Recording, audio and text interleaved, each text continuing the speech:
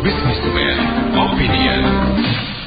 Mitra bisnis, Menteri SDM Bahlil Lahadalia mengusulkan anggaran 815,5 miliar rupiah dalam RAPBN 2027 untuk program konversi kompor listrik demi mengurangi ketergantungan impor terhadap LPG. Bahlil mengklaim program kompor listrik dapat menekan devisa impor LPG yang setiap tahun keluar hingga 120 triliun rupiah. Apa komentar Anda mengenai rencana dihidupkan kembali program konversi kompor listrik ini? Di 02150918877, WhatsApp call di 0816924924. Ini saya rasa nih Mas Bahlil ini gimana ya? kalau di YouTube, di media sosial kan MBG itu Mas Bahlil ganteng ya. MBG itu bukan Mas Bahlil ganteng, Mbak. Tapi Mas Bahlil gue. Bayangin Mbak, itu kan listrik itu kan daya uapnya kan besar. Kalau saya sih ya untuk yang ukuran standar itu kan 600 watt lah. Itu untuk rumah tangga biasa ya. Nah ini saya perbandingkan aja Mbak. Untuk 600 watt itu kalau kita rebus aja pakai kompor listrik itu butuh waktu sekitar 15 menit. Nah sedangkan kalau kita kuah dengan kompor gas itu hanya butuh waktu paling 5 menit udah matang Mbak. Jadi ini kan pertama kalau kompor listrik pasti dia waktu masaknya lebih lama. Terus yang kedua juga kita ketahui juga yang namanya token listrik itu kan mahal Mbak, ada yang murah Mbak. Terus yang ketiga daya listrik rumah tangga di negara kita ini kan belum semuanya seragam, apalagi untuk daerah-daerah yang kayak daerah miskin atau mungkin tinggal. Kalau di perkotaan Jakarta aja kan rata-rata 900 ya, itu untuk standar lah 900 watt. Karena untuk daerah kayak daerah tertinggal itu rata-rata masih 450 Mbak. Itu bisa dibayangin kompor listrik daya 600, sedangkan rumah tangganya cuma 450. Boro-boro nyala Mbak langsung turun untuk listrik Mbak. Jadi bisa dipakai ini kebijakan dari pemerintah. Malah saya curiganya ini jangan-jangan salah satu cara pemerintah lagi untuk melakukan korupsi secara terselubung Mbak. Nah seperti kita ketahui kebijakan pemerintah yang mengamburkan APBN seperti Kopdes, MBG, apalagi MBG yang usah diomongin lah, itu udah terus terang sangat memboroskan negara. Kemudian ada lagi varian terakhir yang bikin orang kesel tuh selain Kopdes,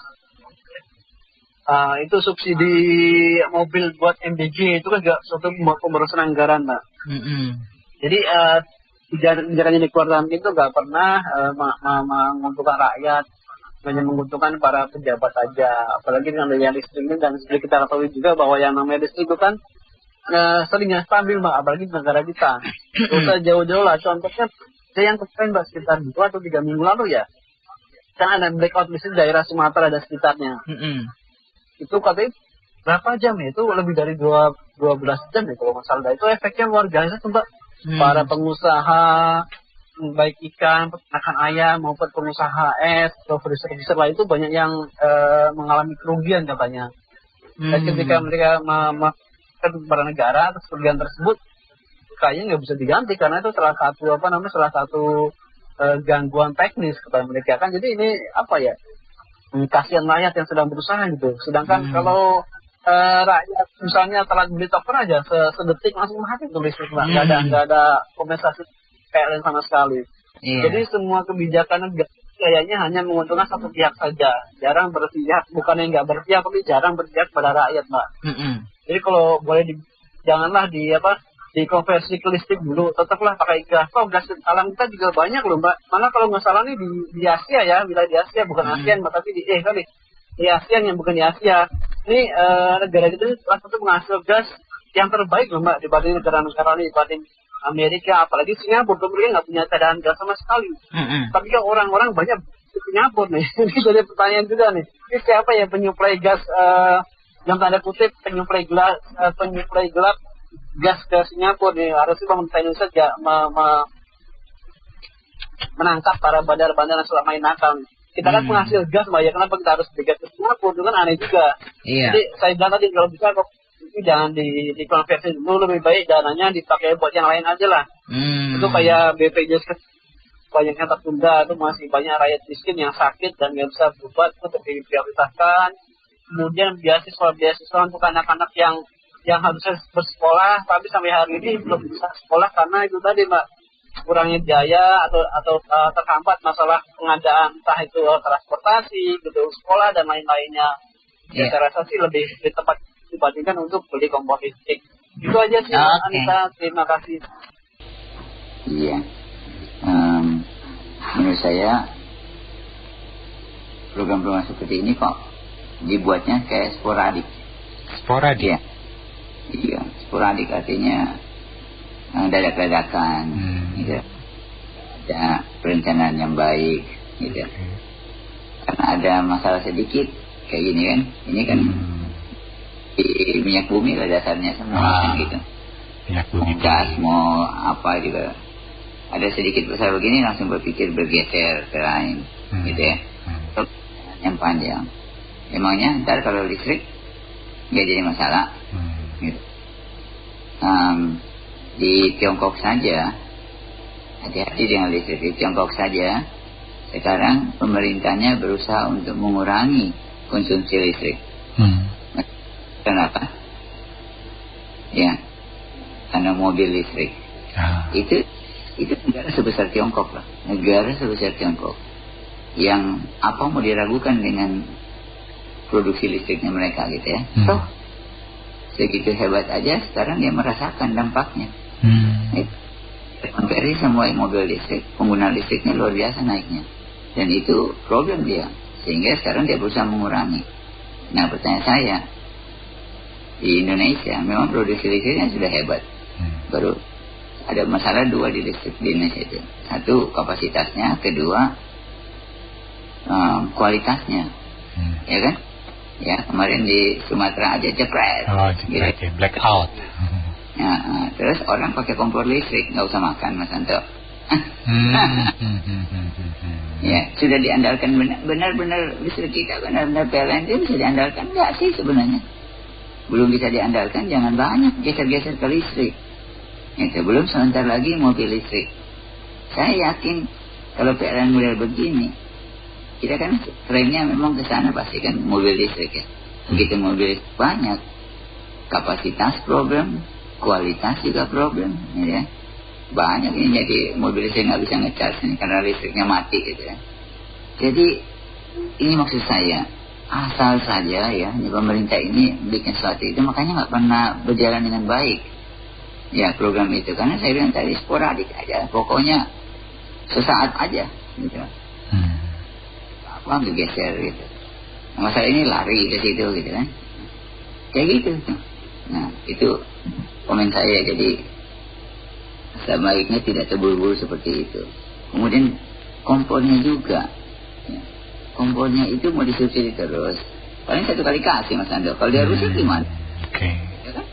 Itu kan bukan murah kompor yang induksi itu ya, yang mobil kompor induksi itu bukan murah. Satu kali kasih itu memang dia akan seumur hidup, gitu.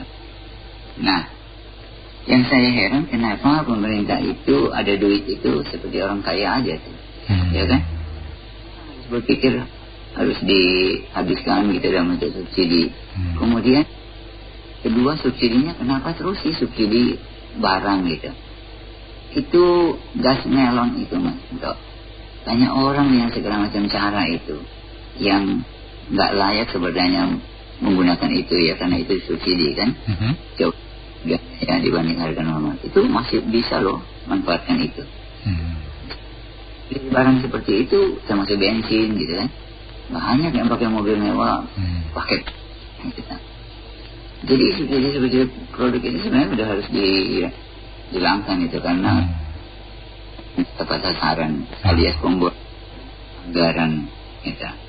Mendingan subsidinya langsung saja kasih duit kepada orang yang memang perlu disubsidi, gitu. Menurut saya kasih uangnya saja, nggak usah kasih produk, gitu.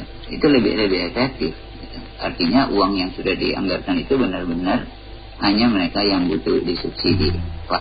Ada lagi Indonesia kan salah data kan Mas Andro, Ya. Datanya orang miskin, nggak tahu orang kaya gitu kan, buruk gitu kan. Paling ada juga ya. Memang sih nggak akan ada yang sempurna ya. Tapi kan dilihat mana yang lebih kecil gitu ya.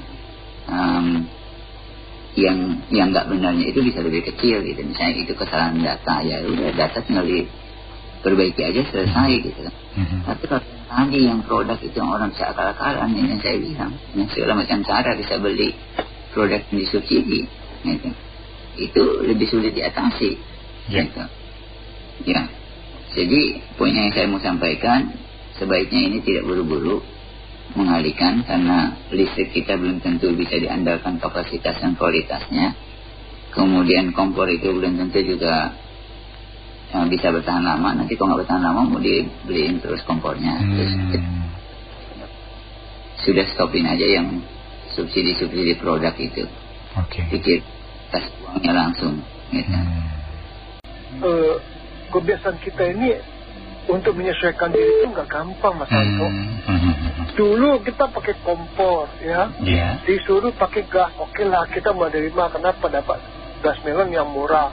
Kita udah merubah kebiasaan, tadi tinggal colok sama beli sumbu, sama ngantri minyak tanah. Sekarang jadi lebih nyaman kan, kemana-mana bawa ini kita bisa, ya ibaratnya UMKM juga jalan. Nah sekarang peralatan listrik, Mas Anto, UMKM itu bagi perhatian mau colok di mana? Emang ada power bank yang kita bawa kemana-mana, bawa api kan enggak juga. Apalagi kalau bawa genset ya, bawa genset berat banget.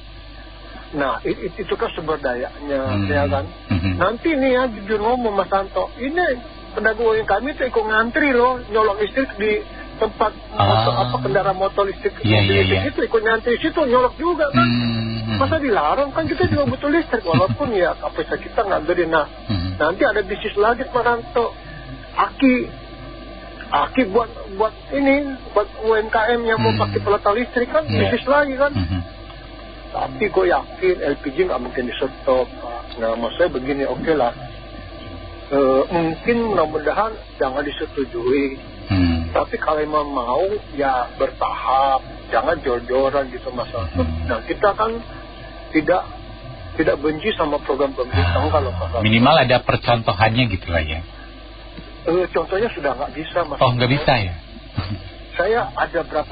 Saya ada beberapa teman main properti. Ada unit-unit apartemen itu nggak boleh pakai kompor gas, harus pakai listrik. Nah sekarang listrik itu harus beli peralatan listrik, katanya harus pakai yang sistem radiasi, jadi nggak menimbulkan asap. Nah sekarang apartemen itu kagak ada yang mau sewa loh Mas Anto. Nah kita terbiasa pakai gas, coklat lagi disuruh colok listrik kan. Terus giliran kita lagi masak tiba-tiba listriknya padam atau MCB-nya putus, masa mau colok di tiang listrik lampu penerangan kan nggak mungkin kan. Nah maksudnya baik Mas Anto, tapi belum saat ini gitu. Mas Anto tahu nggak Mas Anto kenapa Tiongkok itu mobil kendaraan listriknya sangat bagus? Kenapa? Sebelum mereka jujuran kendaraan listrik, tempat pengisian listriknya itu udah sepanjang jalan tol, jadi udah ibaratnya infrastrukturnya udah dilengkapi dulu. Iya, jadi begitu kendaraan listrik jor-joran, kita udah siap. Nah sekarang jadi ngomongnya Mas Anto ya, Mas Anto beli motor listrik ya, sama mobil listrik sama motor listrik. Mas Anto apa nggak tempat titik-titik buat nyolong api? Belum. Kagak kan? Nah itu. Belum lagi pas kita ke sono, yang nanti 10 malam. Mas Anto mau urutan ke 11. Lama lagi nih. Ya itu salah satu. Kedua, kendaraan listrik. Kita mau keluar kota Mas Anto. Emang sepanjang Cipali ada sampai ke Solo, sampai ke Malang ada colokan listrik untuk itu kendaraan mobil listrik. Jadi maksudnya baik, tapi jangan dulu deh, mungkin 10 tahun atau 20 tahun lagi deh baru begitu. Ya baik, jadi sebenarnya rencana konversi atau substitusi dari LPG ke listrik ini jauh lebih baik gitu, daripada rencana sebelumnya yang LPG menjadi CNG. Kayak kebetulan saya lebih dari 30 tahun lalu tuh udah bergaul dengan CNG itu. Jadi memang risikonya besar ya. CNG itu nggak mudah gitu ya, karena dia tekanannya tinggi 200 bar, sehingga secara safety itu sangat riskan. CNG itu yang gas terpusat. BBG. Terpusat itu bukan? BBG. Oh, BBG. Bukan, bahan bakar gas. Jadi yang pernah dipakai di taksi-taksi gitu ya, atau juga jadi gas yang dipampatkan di dalam tabung dengan tekanan 200 bar, 200 sampai dipampatkan. Dipampat itu tadi padat banget ya. Iya, betul. Jadi tekanannya tinggi gitu. Nah, itu sangat beresiko gitu ya. Dan tadinya kan sempat tuh di media Dirjen Migas ataupun Pak Menteri akan dengan bangga bilang, wah kita yang pertama dunia pakai CNG ya. Nah, orang dunia luar pasti akan ketawa. CNG kok buat masak gitu. Ya kan? Kenapa? Karena itu risikonya tinggi. Kedua lebih mahal, jauh lebih mahal daripada LPG, ya kan? Dan bahkan jauh lebih mahal dari kompor listrik gitu. Nah, ini yang dan jauh lebih praktis, lebih aman gitu. Listrik itu. Kebetulan saya pribadi ini menggunakan kompor listrik udah 15 tahunan. Jadi saya selama itu saya hanya LPG itu untuk serep aja. Jadi terakhir saya beli tabung LPG itu 7 tahun yang lalu mungkin, saya lupa dan belum habis karena nggak pernah dipakai. Ya kan? Dan kompor listrik memang perlu penyesuaian ini aja lah, habitat gitu. Tapi sebenarnya akan lebih nyaman gitu loh. Kenapa? Karena lebih aman ya. Kedua lebih nyaman gitu. Kalau kompor listrik tuh ada timernya ya. Jadi kita bisa set, misalkan mau rebus telur gitu ya. Ya sudah kita set misalkan 15 menit, udah mau mandi mau apa dia mati sendiri kompornya. Kalau gas atau kompor minyak tanah misalkan nggak ada timer kan. Ya, makanya ada kejadian rumah kebakar, restoran kebakar karena kompornya mungkin nyala terus, orangnya lupa matiin kompor kan gitu. Kedua dari segi ekonomi ya, mungkin ini kan saya nggak ngerti nih dari SDM, harusnya mengkaji lah nih kalau pakai CNG seperti ini, pakai LPG sebenarnya pakai kompor listrik seperti ini gitu. Harusnya dibandingkan gitu, karena kalau CNG itu tabungnya akan mahal. Ya, akan mahal. Itu bayanginlah kalau untuk kendaraan yang tabungnya kira-kira sekitar kapasitas 70 liter kapasitas volume itu konversinya bisa di atas 15 juta ya. Nah yang 3 kilo ini kalau untuk konversi 3 kilo itu memang belum ada di dunia, makanya harus customize gitu, harus karena kecil gitu, dan harganya bisa jutaan. Itu baru tabung. Kedua untuk valve-nya ya, untuk safety valve, nah itu juga nggak murah karena 200 bar. Ketiga regulatornya ya, kalau regulator LPG itu kita lihat di pasaran harganya bisa 50.000, 60.000 ada. Tapi kalau regulatornya CNG dengan tekanan 200 bar lebih itu pasti harganya ratusan ribu bahkan mungkin jutaan gitu. Apalagi kalau harus pakai meter karena CNG itu beda sama kompor dengan tabung LPG yang bisa ditimbang. Kalau CNG itu nggak, karena gas tuh nggak bisa ditimbang. Jadi harus pakai meter untuk mengetahui masih berapa banyak di dalamnya kan gitu. Tapi kembali kompor listrik ya, itu harga kompor itu sekarang murah ya. Saya dulu pertama kali pakai kompor listrik yang paling nggak ada 3 jenis kompor listrik yang ada di pasaran. Satu yang pakai elemen kawat ya, yang seperti spiral, yang seperti lampu pijat. Tuh ya. Tapi kompor itu yang jadul lah, itu masih ada sekarang, masih dipakai juga gitu. Tapi efisiensinya lebih rendah. Yang kedua yang populer itu adalah kompor listrik induksi. Nah, induksi ini ya, induksi ini kompornya tuh dingin nanti. Yang panas tuh alat masaknya. Itu cuman alat masaknya harus yang khusus, bisa ditempelin magnet. Jadi Antartnya itu yang nempel ke kompor itu harus yang bisa ditempelin magnet, jadi semacam stainless atau baja cor. Jadi nggak semua. Kalau kompor listrik yang elemen segala macam. Dan induksi ini yang panas tuh karena dia pakai medan magnet, itu yang panas adalah alat masaknya, bukan kompornya. Yang ketiga itu jenis keramik atau infrared. Ya, dia panas juga, tapi bukan pakai elemen seperti yang pertama itu, tapi dia pakai peralatan yang lebih canggih sehingga dia panasnya bisa lebih tinggi gitu. Dan jadi kayak dia modelnya mirip sekali dengan induksi. Jadi datar ya, di atasnya tuh kaca gitu ya, tapi di bawahnya nanti akan ada pemanasnya dan keluar merahnya karena pakai infrared gitu. Nah, ini sebenarnya favorit saya karena bisa segala macam alat masak bisa di situ gitu. Cuman dia lebih efisien gitu. Tidak perlu yang magnet itu tadi mungkin ya, alat masaknya. Betul. Nah, saya terakhir kira-kira 2 minggu lalu saya iseng ya. Saya buat serep aja di rumah gitu ya. Itu saya beli itu harganya nggak nyampe 200.000. Bayangin. Ya kan? Nggak nyampe 200.000, dan itu bisa sampai cukup tinggi 2200 watt ya. Dan dia sudah markingnya udah triple C. Jadi standar China ini nggak gampang standar China nih.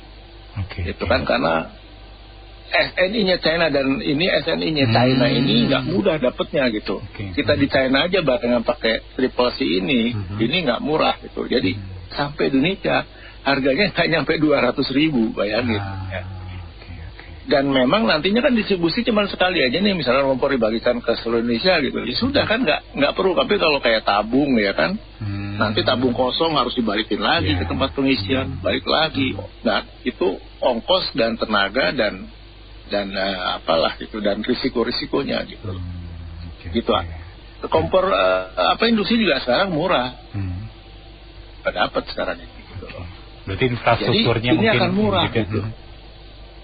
Betul. Nah sekarang sebenarnya kenapa? Nah kalau misalkan rakyat yang kita yang di level bawah ini kan mungkin di rumahnya listriknya masih rendah gitu kan, 900 watt gitu. Nah kompor listrik ini sebenarnya yang di bawah 700 juga ada, yang 500 watt juga ada, dan itu udah cukup efektif gitu untuk memasak gitu ya. Kalau untuk rumah tangga ya, bukan untuk kayak restoran Chinese yang dibanting-banting gitu alat masaknya kan beda gitu. Gitu ya. Jadi secara harga ekonomis murah sekali kompor saat ini ya. Distribusi bisa dibilang nol karena cuman sekali bagikan aja gitu, dan cuman colokin selesai gitu. Sementara kalau nanti misalkan pakai CNG itu memang kompornya bisa pakai yang lama, tetapi harus ada setting ulang, harus ada penggantian spuyer, nggak bisa plug and play. Itu yang dari kementeriannya kayaknya nggak jelasin dengan detail itu gitu. Dan subsidi sebenarnya paling gampang adalah subsidi orang.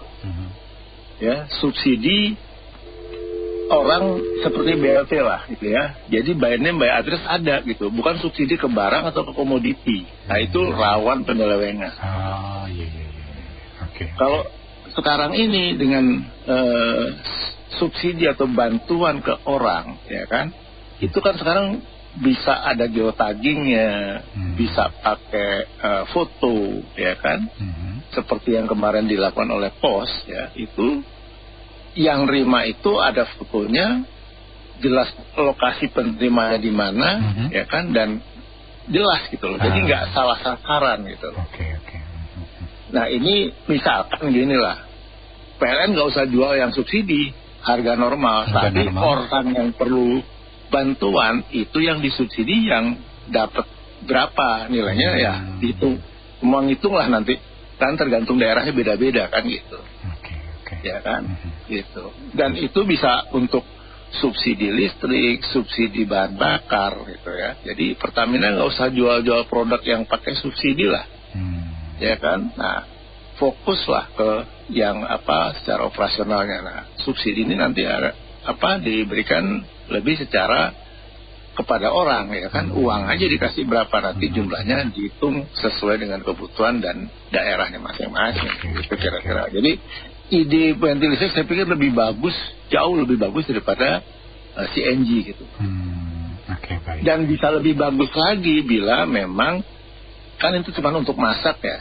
Itu nggak harus LPG, nggak harus listrik, bisa pakai lain-lain, biomas, areng, ya kan, itu bisa dikembangkan. Atau juga briket batu bara.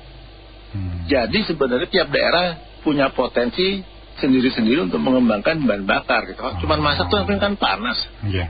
Ya. Zaman dulu pakai kayu bakar pun udah bisa gitu. Sekarang pun orang makan tongseng pakai areng aja enak gitu kan. Jadi tergantung kebutuhan juga, tidak perlu konversi yang istilahnya mewajibkan sementara situasi dan kondisinya tidak memungkinkan. Tapi kalau memang memungkinkan, boleh disebarkan dan disosialisasikan tanpa harus menggunakan subsidi, tapi memang itu emang sebuah kebutuhan yang baik untuk masyarakat ya. Betul. Lepaskan saja. Bisa desentralisasi dan juga memang dihitung lah sebenarnya. Jadi jangan asal ide, ganti CNG, ganti apa DME. DME itu mahal. Ya kan batu bara menjadi gas itu mahal. Saya nggak ngerti kadang-kadang kok aneh-aneh ini apa nggak ada ngitung atau wakil rakyat kita di DPR di sana ini bisa nggak menilai itu gitu. Ya kan ini zaman lagi susah, jangan boros-boros lah gitu. Ya nggak? Ya, jadi kalau terkait masalah kompor listrik ya, idenya sih bagus, baik gitu ya. Dapat dikatakan kita harus menghargai semua ide yang muncul dalam tanda petik untuk tadi masalah pembaharuan energi ya. Cuma kan ada cuman ini bagi saya gitu loh kan. Satu, kompor listrik itu pengadaannya apakah nanti akan terjadi korupsi lagi, ya kan? Apakah MBG, penentuan harga segala macam, apakah harga, itu satu. Kedua, dari sisi listrik, selama ini kan listrik kita kan semua masih dari fosil, ya kan? Masih dari batu bara, ya kan? Masih dari bahan tambang gitu loh. Ya, terus belum lagi yang listrik yang green ya, dari kincir angin, dari cahaya matahari, itu aja kita masih bersulit gitu kan. Padahal notabene kalau kita mau ya, panel surya di rumah kita kan ada tuh banyak bahasanya kan, kenapa nggak dimurah-murahin itu kan? Ngapain juga pusingin PLN gitu kan, malah kan jadi monopoli hilang gitu, bahkan buat PLN kan. PLN juga nggak akan rugi banget gitu kan, kalau memang itu panel surya bisa di bahasanya di masyarakatkan lah gitu kan. Ya kayak mobil listrik kok bisa-bisanya gitu dapat subsidi, padahal kalau listriknya juga masih dari PLN yang notabene masih pakai fosil gitu kan. Itu yang agak sedikit terbalik pemikirannya, pakai gimana gitu ya. Tadinya mau green tapi tidak green. Dan green ya, nggak ngefek juga greennya. Ngomongnya di sini di hulunya green, di hilirnya green, tapi di hulunya masih pakai bakar-bakar batu bara, bakar-bakar minyak, apa segala macam, nggak ada gunanya gitu loh. Nggak ada greennya juga gitu kan. Kan? Terus tadi masalah kompor listrik juga kan. Sekarang pertanyaannya, kompor listrik ada nggak sih yang water rendah? Nggak ada sejauh ini. Yang saya tahu gitu loh. Ya kan, kita ngomong pemanas aja dari mulai setrikaan, dari mulai dispenser, gak ada yang water rendah tuh. Rice cooker, Ya, rice cooker aja minimal 300 Mas. Iya. Ya kan, setrika aja minimal 3,5. Kompor listrik, yang setahu saya, yang ece-ece aja, itu yang bahasa aja buat ketel air aja, itu udah pasti 200-300 juga. Gitu loh. Nah itu KWH-nya pakainya berapa lama, nah masaknya juga berapa gimana. Balik lagi kan, semakin watt besar semakin panas cepat kan bahasa gitu kan. Berarti kan apa? Ya pemikiran gimana nih orang-orang yang pakai wattnya rendah gitu, daya listriknya cuma 450 dan 900, apakah bisa pakai? Jebret. Iya, pasti ngejebret Mas. Gitu kan. Nah ini maka saya bilang ya, balik lagi Pak Balil, kalau mau speak up masih ide, tolong dipertimbangkan baik-baik, jauh-jauh kata gitu, hanya speak up doang gitu loh. Kalau biar kelihatan kerjanya gitu loh, ya kan? Kasih ide masukan, tapi cari ide juga yang harusnya begini nanti begini. Nah, kita juga jadi nggak hanya speak up doang loh, tapi kan dia ada penjabarannya nanti pendetailannya kurang lebih sini. Jangan bilang kan kita menteri, garis besarnya aja, tapi implikasinya di bawah. bahasanya anak SD SMP juga bisa bilang begitu gitu kan. Ya kan, kita tuh masyarakat tuh butuh kinerja pemimpin ya, baik itu presiden maupun menterinya ya, mau-maunya dirjen kasih ada masa kasih ide, tapi juga ada kasih plus sama solusinya gitu loh di bawahnya, implementasinya seperti apa gitu loh. CEO aja bahasanya dia hanya ngasih ide, implementasi ke bawah, tapi dia mengontrol dan mati kata dikasih gitu loh, garis besarnya mau seperti apa ke bawahnya. Kita orang punya usaha juga mau implementasi ke anak buah juga mau seperti apa, kan kita juga kasih garis besarnya, penerapannya ke para lebih apa bahasanya kita ya kita enggak, tapi palingnya kita paham gitu akan mau jadinya apa, Mas. Betul nggak? Biasanya begitu ya, kita kalau kita berdiri dalam satu kerangka mau ngembangin ya gitu, mau perusahaan mau apa gitu. Nah, makanya saya bilang balik lagi ke kalau nanti itu terus dipakai, yang ada bukannya sia-sia ya. Karena kan tadi pasti ini apa? Dijual. Ini jadi apa? Nah, banyak itu caranya. Makanya saya bilang sebenarnya ini tujuannya dasar utamanya adalah menghabiskan anggaran, ya kan, di sana bisa cawe-cawe gitu kan. Ya kayak untuk kayak mau MBG atau kayak apa nggak ngerti juga gitu kan. Ya. Tapi efeknya ya tadi semua rata-rata mau sana gitu loh. Idenya bagus tapi nanti ada sampingannya terlalu itu. Ya. Itulah kita kasihannya Indonesia ya begitu gitu. Kita sebagai bayar pajak gede gitu kan, yang perjuangannya seluruh masyarakat Indonesia bayar pajak, tapi pajak kita tuh dibuat seakan-akan dari pejabatnya cara kerjanya seperti itu, ide-idenya juga seperti itu, kayak orang main-main gitu loh. Iya kan? Terus bahan utamanya sekali adalah ya terbesar saya adalah PLN negara monopoli ya, baik itu PLN listrik maupun bahan bakar. Ya. Pertanyaannya, kenapa gas itu tidak dimonopoli? Kenapa tidak padahal kita negara bisa dibilang gas terbesar juga iya, minyak terbesar iya, bahan tambang semua ada di Indonesia bahasa gitu. Kenapa tidak sesuai Undang-Undang Dasar 45 tidak dimanfaatkan untuk masyarakat atau Indonesia sendiri sebesar-besarnya?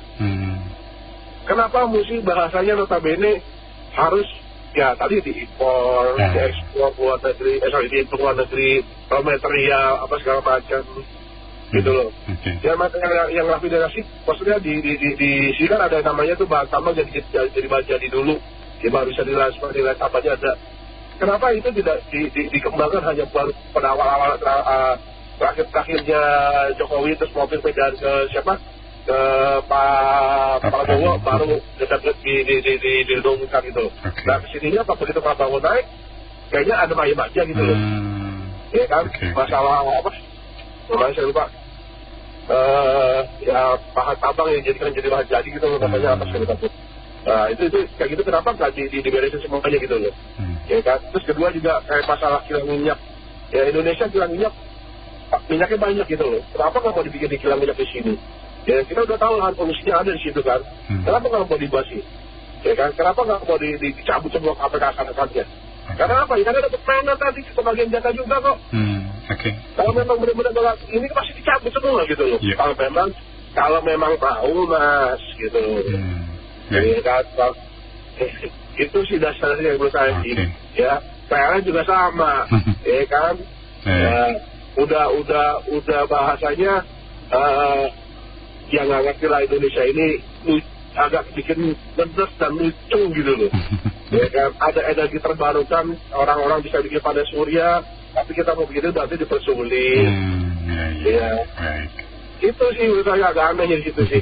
Di kapan Indonesia mengembang sih, gitu loh. Kalau sekarang di sini terus gitu. Yang ngomong itu Bahlil apa Bahlul sih? Iya. Kan dibilang pengamat 70% dari anggota kabinet itu kapabilitasnya, kemampuannya itu tidak sesuai dengan bidangnya. Jadi kita mau bilang gimana? Pemerintah aja mau cabut subsidi untuk mobil listrik kendaraan listrik lah. Ini kan semua nggak sinkron antara yang satu ngomong sama yang lain kan. Kata Purbaya masih dipikirkan untuk mencabut subsidi kendaraan bermotor. Jadi kita ini gimana ya? Ganti presiden, ganti kebijakan. Padahal listrik itu yang kita lakukan zaman Jokowi itu kan masih baru mulai. Ya. Sampai jor-joran dibikin oleh LBP kan, Luhut kan. Ya. Itu kan masih awal. Sehingga banyak pengurangan di pajak kendaraan bermotor, subsidi dari pemerintah kan. Terus dibantu oleh PLN. Ganti ke Prabowo katanya mau dicabut. Karena sekarang krisis, katanya krisis BBM ini mau dibalikin lagi, cari listrik lagi. Jadi mereka ngomong ini kayak apa ya? Bener-bener memang orang tidak punya integritas, nggak ngerti dia apa yang dikerjakan gitu loh. Yeah. Dia nggak tahu, mereka ini nggak tahu apa bidangnya dia nggak tahu apa-apa. Dia cuma tahu kalau ada yang susah atau ada masalah di negara ini, ciptakan peluang untuk proyek koruptor. Cuman itu aja di otak mereka ini. Yeah. Sehingga kebijakannya itu cuman kebijakan yang sifatnya untuk kepentingan kelompok. Dulu kan gitu kan, waktu lagi zaman JK. Dia yang mengalihkan zaman SBY itu, inisiatif dia untuk pakai LPG. Sehingga minyak tanah dihilangkan. Jadi bagi semua 3 kilo. Terakhir begitu dia ada masalah, ya kan? Dia tinggalin itu, orang mulai rubah lagi. LPG 3 kilo katanya mau dicabut. Di subsidinya mau dicabut, diganti sama yang lain. Jadi benang merahnya kita tarik di sini, itu semua kebijakan, kekonyolan orang ini, itu untuk kepentingan kelompok mereka. Dibikin kebijakan singkat, bagaimana dia dapat uang secepatnya. Yeah. Gitu loh. Contoh gini. Coba ya, apa yang dilakukan oleh Jokowi di IKN untuk masa depan, itu imbasnya banyak sekali. Di situ sudah mau diterapkan kota tanpa BBM. Jadi itu kota benar-benar full EV untuk listrik. Itu penghematannya luar biasa. Karena seluruh Indonesia ini pemakaian terbesar BBM itu ada di Jawa. Di Jawa sendiri terbesar di Jakarta. Yeah. Jadi kalau misalnya di visi misinya Jokowi dibikin IKN dilanjutkan, itu kan banyak pengurangan subsidi bisa terjadi. Gak usah tergantung sama BBM, tapi listriknya difokuskan. Hanya kita kan tahu mental orang ini kan semua nggak ada niat untuk rakyat.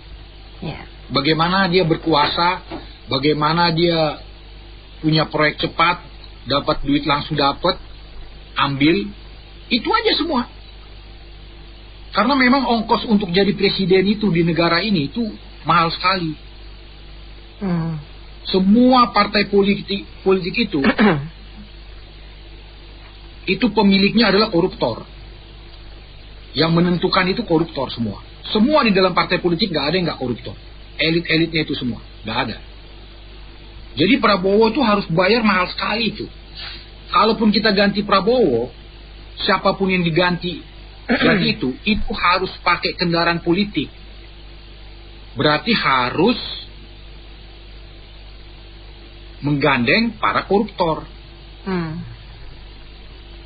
Sehingga sini kayak benang kusut. Siapapun mau mahasiswa itu demo ganti siapapun, proses pemilihan umum harus melewati partai. Dan partai ini semuanya didominasi oleh koruptor. Sehingga ya kita juga kita terjebak, kita udah nggak bisa lagi mau buat apa-apa. Kita mau bikin RUU perampasan aset harus lewat partai koruptor. Kita bikin harus MBG pun juga mungkin lewat harus koruptor. Semua. Jadi kalaupun demo itu mau diganti sama siapapun, siapa mau diganti? Mau diganti sama siapa? Tetap harus lewat partai politik. Koruptor semua. Gak bisa. Jadi proyek yang dibilang listrik segala macam ini nih, orang-orang yang memang nggak bisa dibilang nggak ada dasar ilmiahnya, nggak pernah sekolahnya cuman beli kali ijazahnya, bekas supir angkot, dia beli ijazah sana, dia jadi ketua partai, dia beli semua S2, mau dia beli S3, itu aja, kualitasnya nggak ada. Hanya gas kita melimpah, makanya dikasih minyak tanah kan, kapan di sini Indonesia sangat penikmat gas gitu. Sekarang lama-lama gasnya impor. Tuh kadang pemerintah itu bikin kebijakan itu dia untuk bisnis diri sendiri, bukan untuk jangka panjang kepentingan negara. Itu nggak mikir ke situ. Karena saya mau bisnis gas, impor gas, masyarakat kita digunakan jadi pasar. Itu kan pejabat seperti itu kan masuk neraka itu. Ini kan gini, sebenarnya kan Indonesia itu di bawah tanah itu banyak gas, banyak minyak. Itu tergantung kita bisa gali apa enggak, bisa memanfaatkan apa enggak. Contoh di Palembang itu tanah rakyat itu kalau kita gali itu keluarnya minyak. Kalau di Jakarta keluarnya air, di sana keluarnya minyak. Makanya di sana disedot sama warga, nanti dijual di pinggir jalan tuh, diolah sebisanya dia gitu. Maka soalnya di sana di pinggir jalan 3.000, tapi di Musi Banyuasin ya, bukan di kotanya gitu. Itu kan artinya hidup di Indonesia itu sebetulnya sangat kaya, dengan pejabatnya bisa mikir apa enggak. Itu kan baru udah ada di dalam bumi. Mungkin caranya aja, kalau zaman Pak Harto kan pakai senjata kan, biar rakyat nggak melawan saat kita Mungkin karena sekarang nggak bisa mode kayak gitu. Rakyat, mari kita bikin koperasi, kita kaya bersama, kamu punya lahan, di dalam lahan itu ada minyaknya, saya kasih bagai 20%, negara 20%. Nanti kan pejabat-pejabat kan biasalah kalau di daerah itu pasti kita harus lewat pejabat bupati lah, ini itu lurah itu dibagi-bagi, jadi rakyat kita bisa kaya bersama. Itu jangan kayak seperti sekarang kita perhatiin ya, di dalam transmigrasi di dalam tanahnya itu ada batu bara, bikin KKPN izin, dipagar, dikeliling, diambil batu baranya, transmigrasinya diusir. Itu kan kelakuan seperti itu kan bukan kelakuan manusia, itu kelakuan setan. Kalau kita bersama ngapain sih ngusir-ngusir orang? Kan begitu, yang punya lahan banyak duit, kita sebagai pengusaha juga banyak duit, negara juga dapat pajak banyak. Ini kan birokrasi kita itu kalau dipindah itu memperkuat sendiri, termasuk itu di kementeriannya Bahlil itu. Kalau bikin izin SDM nih, ribetnya minta ampun. Itu diperbaiki dulu. Pemerintah itu nggak usah kerja seperti robot, tapi kerja pakai otak. Biar birokrasi kita bagus, negara juga pendapatannya bagus. Birokrasi kita jangan tulas, jangan cari komisi. Itu. Yang penting kamu bayar pajak udah, nggak usah nyari komisi. Sekarang enggak. Kita bayar pajak juga, ya kan? Kita juga bayar kepada negara buat pajak. Yang lebih besar itu harus nyogok. Nyogok itu, kalau ketahuan kita ya nyogok itu kita diperes. Masih kena juga itu, jaga korupsi. Padahal saya diperes. Maksudnya kalau saya diperas ya jangan dianggap suap lah. Orang itu kita diperas, kalau nggak keluar duit juga nggak keluar perkasa nggak dikasih. Iya. Itu kan menyulitkan pengusaha. Orang Indonesia, saya orang Indonesia aja masih bersenang segitu, apalagi orang bule, apalagi orang Korea tuh. Begitu, itu diperbaiki, itu pemimpin begitu, jangan kayak pemborong, kolak otak pikirannya, birokrasinya harus gajinya dinaiki, jangan kecil-kecil. Kamu tahu karyawan gajinya nggak cukup, gajinya kecil nggak naik-naik, akhirnya karyawan ada dua, yang satu keluar atau mencuri. Kalau yang ideal mendek keluar, tapi kalau yang culas mencuri kan. Karena mencuri lama-lama karyawan kita pada culas semua. Kenapa? Pelitnya kita. Itulah buat birokrasi lah yang kayaknya sepertinya nggak ada perubahan itu. Iya. Ya. Itu, makasih.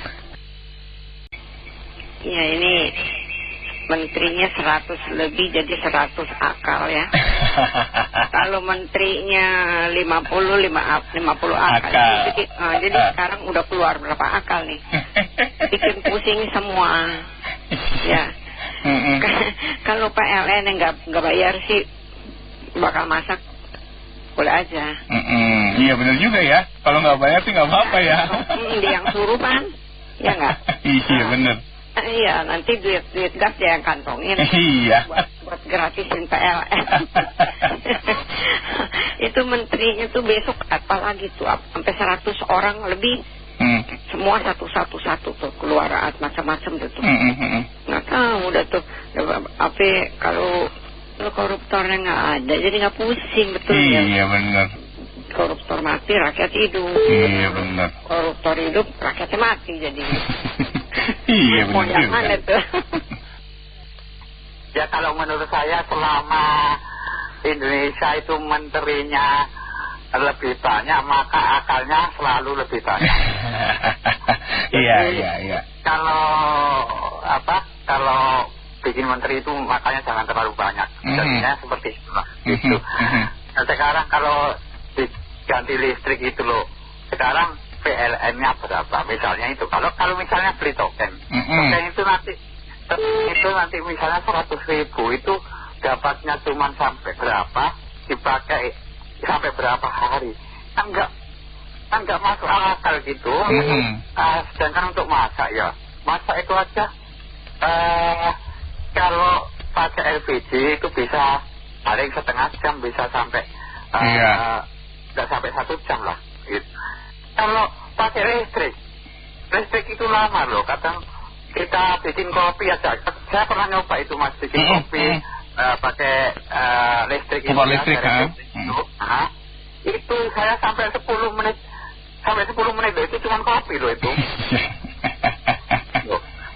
Kan itu kan perlu dipikirkan sebenarnya. Kok makin lama kok makin nggak karu-karuan ini ya. Jadi kayaknya ya mudah-mudahan salah ya saya. Kayaknya negara kita itu sampai kapanpun kita mengharapkan yang benar-benar yang mengerti dengan orang-orang kecil seperti kita semua, orang yang bawahan. Itu sampai kapanpun hanya di dalam mimpi, nggak akan bisa. Karena yang di atas itu hanya memikirkan diri sendiri, seperti itu. Kayak nggak tahu aja mental pejabat Pororo, bro. Aduh, kompor listrik. Kalau kedua topiknya, statement gue yang pertama, menyala bro, isi kantong, gitu bro. Proyek baru. Menyala buat kasih makan anak bini bro, ya nggak? Iya, soalnya kan proyek yang motor udah ini nih udah ketahuan, udah digebrek. Nah ini perlu ada proyek baru gitu bro. Oh iya benar bro, masa kalah sama si botak tadi 1 miliar. Gawat. Orang pas dia ditangkap sorenya gue ngomong sama si Benny, apa kakak gue, Kak, Itu dapat salam tuh dari paguyuban itu kayak di golf se-Indonesia kayaknya. Gue udah ngomong pas dia ditangkap, gue ngomong sama kakak gue tuh ada di grup Japrik tuh kayaknya tuh dapat salam tuh jadi kangen tuh, abang kemana ya abang gitu ya bro ya. Bang, Pak Muhammad bang gitu kan. Aduh bang, kreditannya bang belum dibayar ini. Abang-abangan. Gini bro, ini contoh pejabat yang ketika menjabat negara ini kita dikasih pemimpin yang nggak punya program jangka panjang. Jadi apapun yang dikerjain sama mereka itu suka udel-udel mereka bro. Nggak punya nggak punya arah. Lihat deh, gue baru baca bagaimana cara kerja Pak Presiden, entah bener entah enggak, ya enggak bro. Pokoknya maunya dia katanya. Kalau salah tinggal dibetulin aja, suka-sukanya aja. Kan kacau ngelola negara begini bro. Iya betul. Kebijakan dikeluarin, terus ada ribut-ribut protes, ditarik lagi. Lu kerja atau main bekel, enggak? Rusak bro negara ini bro. Contoh pejabat yang inilah. Dulu konversi minyak tanah ke gas melon, siapa yang tajir melintir 7 tanjakan 8 turunan 9 belokan. Siapa yang tajir melintir dari konversi itu? Sebut dah. Tiba-tiba gue denger dia ngedukung Pak Presiden. Lah, habis dapat proyek Pak 60 triliun energi terbarukan, kok sepil aja dah toh. Jadi tiba-tiba berubah haluan, bisa aja dah. Gua nggak sebut nama, ya nggak. Sama-sama tahu aja, ya nggak tahu, nggak sebut. Yang penting nggak sebut lah. Ya. Tapi sama-sama tahu, gue yakin kita nggak perlu sebut.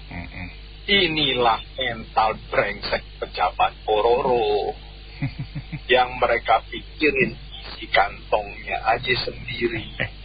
Dulu konversi ke gas, katanya gas kita banyak. Ternyata setelah buka-bukaan impor semua. Siapa yang menikmati impor? Ngacung.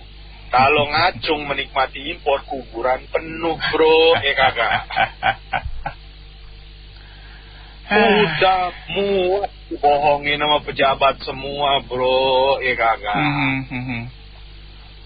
Itu konversi jelas-jelas kompor, lu orang ngomong apa kok dulu? Enggak, kompor minyak tanah jadi LPG, sekarang lu berubah lagi, kan tai kucing bro. Katanya dia seiring perkembangan zaman bro, katanya gitu. Iya sekarang kan mau ganti pemain lah. Sekarang jatahnya gua. Kemarin kan lu melon udah cuan banyak bro. Iya cuan gila. Benar.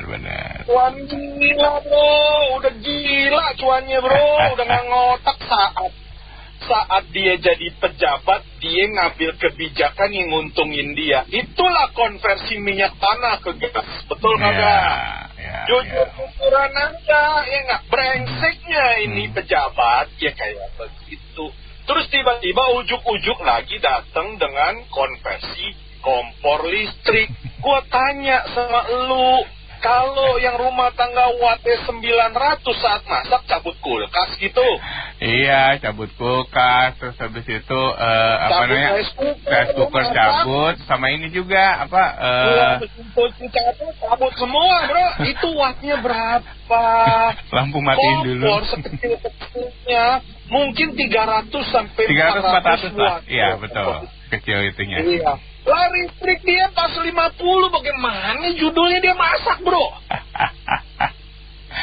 Ya. Ini yang terjadi dipaksa naik daya, betul nggak? Iya juga ya.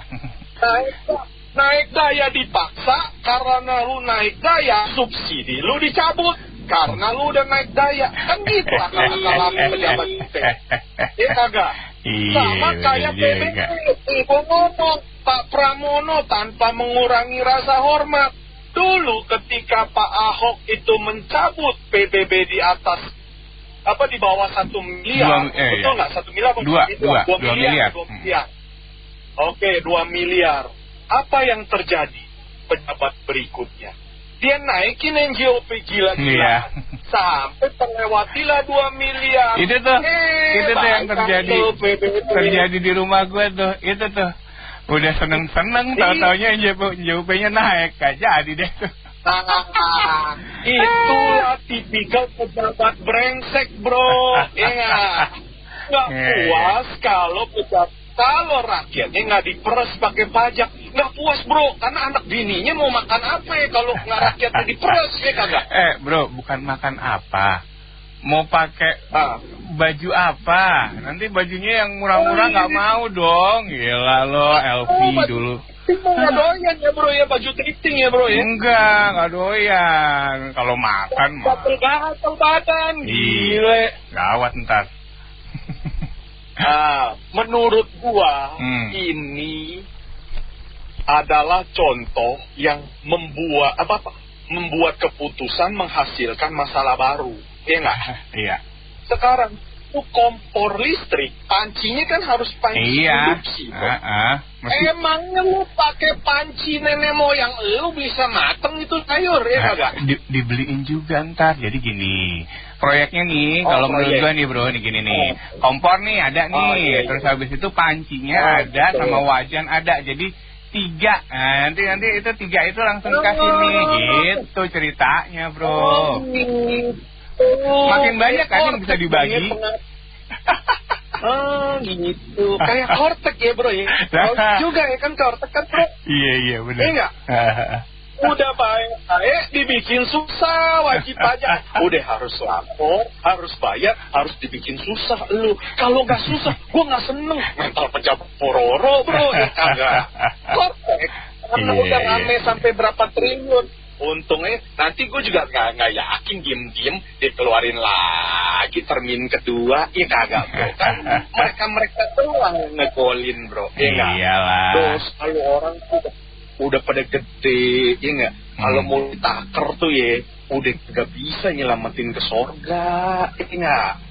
Kalau mau ngomong, udah rusak, bro, rusak. Jujur-jujuran aja dah. Ada nggak yang punya jiwa negarawan? Sampai hari ini gue lihat 2 tahun nih hampir presiden, nggak pernah tuh salah satu penggede koruptor dihukum. Iya. Ayo. Kalau nggak dihukumnya juga yang cere-cere, kalau dihukumnya pun yang cere, bro, yang boneka, ingat. Jadi ya udahlah, program konsep bagi-bagi, ya nggak. Bagi-bagi. Habis itu rakyatnya pakai bansos. Nah, 2029 pada pinter lu. 2 tahun berasa kayak 20 tahun kan? Kalau lu orang pada pinter ya. Kalau bisa sih kita 5 tahun sih berasa panjang, jangan sampai. Tapi ya kagak bisa juga. Ntar dibilang inkonstitusional kan ya, bro. Iya kagak. Tadi bilang begitu. Iya, kan kalau pilihannya semuanya di DPR punyanya dia. Udah isinya, bro. Mendingan DPR semua diganti jabatannya, kecuali mungkin gue cuma ngelihat mungkin PDIP. Gue bukan simpatisan PDIP ya, sorry ya, bro ya. Mungkin gue ngelihat udah tuh sisanya aja lu angkat jadi menteri aja tuh semua tuh di legislatif, jadi menterinya Pak Presiden. Karena kan semua pada jadi juru bicara presiden, betul nggak? Jadi nanti Pak Presiden mecahin Guinness Book of Record. 400 menteri. Amazing, bro. Jadi berikut wakil-wakil rakyat kan duduk di situ, yang jadi corong jubirnya pemerintah sekalian ngerangkap jadi menteri sekalian, bro. Masuk Guinness Book of Record ya, bener juga ya. Menteri terbanyak sepanjang sejarah di dunia. Di dunia loh. Nggak ada ditemukan belahan. Nih nggak ada. Lu mau cari ke planet Mars juga nggak ada, jangan kata planet bumi, bro. Iya. Jadi buat buat kita rakyat ya udah pinter-pinter lah semua self survive, betul nggak? Iya sih. Mereka udah, mau nggak mau lah. Mereka sedang pesta pora menikmati party ini bro, enggak. Udahlah, kalau mungkin proyek bisa kebeli hibiki, kelepasan kan tuh, gue ngomong kan tuh. Aduh, soalnya gue ngeliat fotonya ada botol hibiki kan. Iya. Sebotol berapa juta itu bro. Ya dia lagi ngurusin itu, batu bara. Oke. Soalnya kan banyak yang itu kan, mati lampu kan. Oh, mati lampu, berarti PLN-nya. Iya. Oke. PLN-nya mati lampu gimana memakai listrik? Gitu deh. Ya kan, udah itu kalau mau pakai kompor listrik, dia itu kualinya itu harus yang datar, yang bisa nempel. Dia nggak semua kuali bisa. Berarti kan kalau misalnya nggak punya kuali itu, berarti harus beli kualinya lagi. Dan itu gimana ya? Untuk orang yang punya, kan teknik masak itu kan ada yang kalau kayak nasi goreng itu kan kayak di nempel gitu ya, diangkat-angkat gitu ya. Saya nggak tahu itu masih bisa atau enggak. Soalnya kan kalau api kan dia kalau diangkat-angkat masih ada kena tuh, meskipun sedikit kan. Tapi kalau misalnya kompor listrik itu kan benar-benar harus nempel baru ada panasnya gitu. Nah itu kan jadi nggak, kalau misalnya kita mau bakar kadang-kadang kan ada sate atau apa yang bisa dibakar tuh. Nggak bisa pakai kompor listrik. Beda, hasilnya beda. Jadi gosong smoky-nya itu smoky-nya ya beda ya. Iya, smoky-nya ini harus sebenarnya komentar harus cek nih. Tidak juicy, berarti nanti tidak juicy ya hasilnya. Iya, dia bau gosongnya itu smoky-nya lah kalau mereka bilang istilahnya nggak dapet gitu. Jadi ini masalah pembangkit listriknya aja ya belum masih ada potensi nggak ada listrik gitu. Jadi gimana orang mau pakai kompor listrik? Jadi nggak boleh gitu zero ya, nggak boleh zero power ya, zero listriknya nggak boleh ini, nggak boleh ada zero. Saya sih sebenarnya pernah berpikiran sih kalau misalnya kita semuanya dikonversi ke listrik ya. Jadi bukan ini aja misalnya motor lah, mobil gitu ya. Tapi kalau misalnya suatu saat ada pemadaman, kita itu nggak bisa ngapa-ngapain ya. Kalau misalnya semuanya pakai listrik ya, saya pernah berpikir seperti itu sih. Cuman ya mungkin sekarang kalau misalnya nggak ada alternatif, ya kecuali itu ada apa tuh yang sinar matahari itu ya, solar panel. Kalau misalnya solar panel mungkin jadi kita bisa pakai itu di siang hari katanya. Kalau di malam hari kita harus beli baterainya, tapi baterainya itu mahal. Jadi kadang orang jadi kan buat disimpan biar ntar malam bisa pakai, tapi karena mahal kadang orang nggak beli baterai itu, jadi dia pakainya pas siang hari aja, jadi bisa membantu. Tapi jadi misalnya kalau nggak ada listrik dari PLN dia masih bisa pakai. Nah tapi kan itu juga butuh biaya lagi. Jadi menurut saya ya gimana ya Pak, kalau misalnya sering mati lampu gitu masih suruh kita pakai kompor listrik gitu ya. Jadi menciptakan potensi masalah baru lagi. Jadi makanya saya merasakan kalau misalnya uang negara itu dipakai, ya mungkin bisa bikin pembangkit listrik yang baru gitu loh. Kita pembangkit listrik tenaga air atau angin atau solar panel juga. Jadi nggak tergantung cuma sama satu batu bara gitu loh. Jadi kalau misalnya mau konversi ke listrik semua ya dari pembangkit listrik juga harus mendukung. Iya, segala macam cara segelintir manusia yang mengelola negara ini berdalih untuk rakyat, tapi sebenarnya berdalih untuk mencari keuntungan segelintir manusia yang punya kebijakan. Semuanya ini akal-akalan. Dari dulu bagaimana berusaha ini bisa masuk? Ibaratnya kita ini sekarang sebagai rakyat ya Mas ya, kita ini semuanya diatur oleh mereka, padahal mereka tidak bisa bekerja. Dari mulainya tanah ke gas katanya lebih hemat, sekarang akal-akalan lagi, listrik udah berulang kali, sekarang diperhitungkan nggak oleh mereka ini? Apa asal nyoblos, asal nyablak saja? Sudah dipertimbangkan tidak? Rakyat pembayaran listrik saja sudah diperhitungkan tidak?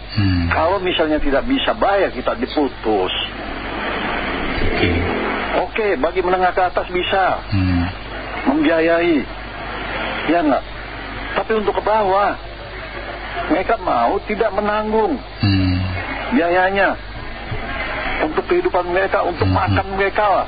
Ini sampai kita mau masak saja diatur-atur oleh mereka. Biaya bulanan, biaya pertama naik juga, nambah wattnya juga kan. Itu diperhitungkan kan tidak oleh mereka.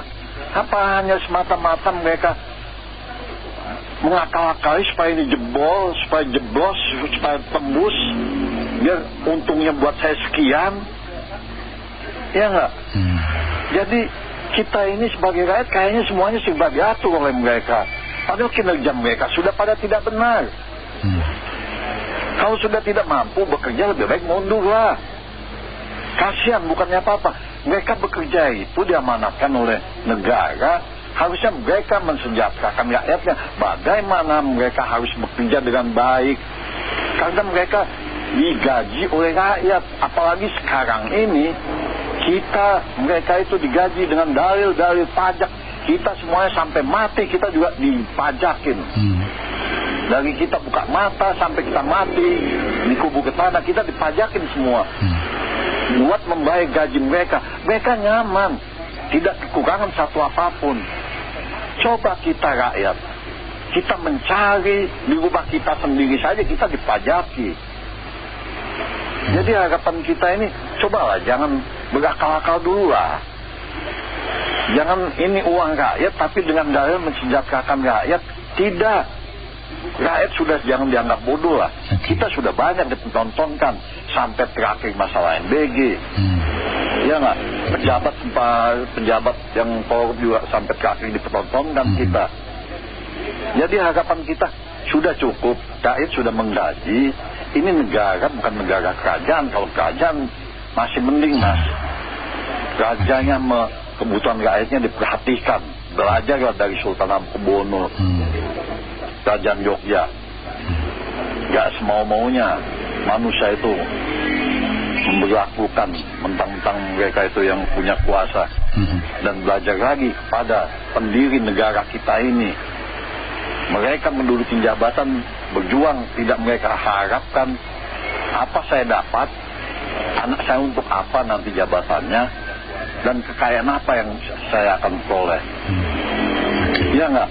Kalau sekarang ini mereka berbondong-bondong mengelola negara, tapi mereka bagaimana memperkaya diri. Mereka tidak pedulikan kebutuhan rakyat, kesejahteraan rakyat. Sampai perut kita saja diatur oleh mereka, tapi mereka tidak menanggung biayanya. Kita usaha saja kan, kita biaya sendiri, tapi begitu kita udah sukses usaha kita, mereka sudah menadah tangan dengan pajak-pajak ini, pajak itu. Harusnya itu mereka perhatikan, jangan mereka berdalil mencari untuk segelintir manusia mengolah negara ini dengan dalil pajak. Jadi harapan kita udah abaikan saja lah, biar rakyat sudah bisa mengatur sendiri lah. Kalau sudah tidak mampu bekerja, lebih baik mundur lah. Kasihan, apalagi Bapak Presiden kita, dia mobil sendiri kemana-mana. Gitu saja Mas. Semua di manipulasi. Kalau mau minta dana tuh yang masuk akal lah ya. Misalnya untuk menghemat apa nih ceritanya nih, gas ya kan, ya untuk pengembangan geotermal ya kan, teknologi panas bumi itu kan kita berlimpah sebenarnya. Dan teknologinya tuh bisa membantu gitu, sangat membantu gitu ya. Energi terus atau teknologi panel surya, ya kan?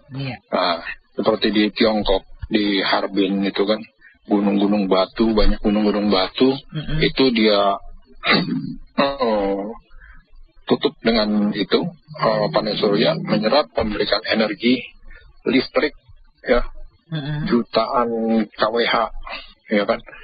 Lalu ini gunung batu ini tanahnya tipis, dia nggak bisa ditanemin gitu, jadi memang bawahnya keras dan tipis gitu. Tapi manakala ditutup sama panel surya, itu ajaibnya itu tumbuh gitu, menjadi suatu perkebunan gitu. Nah, jadi dan di situ untuk beternak domba itu sangat cepat gitu pertumbuhannya, peranakannya. Nah ini kan suatu otak ya. Karena kita nanya masuk restoran Padang sama masuk ke kantor pemerintah juga sama kayaknya, kita otak mana otak gitu, ya kan? Jangan sampai ini cuman uang rakyat dibakar terus buat hal-hal pepesan kosong begitu. Cegah listrik,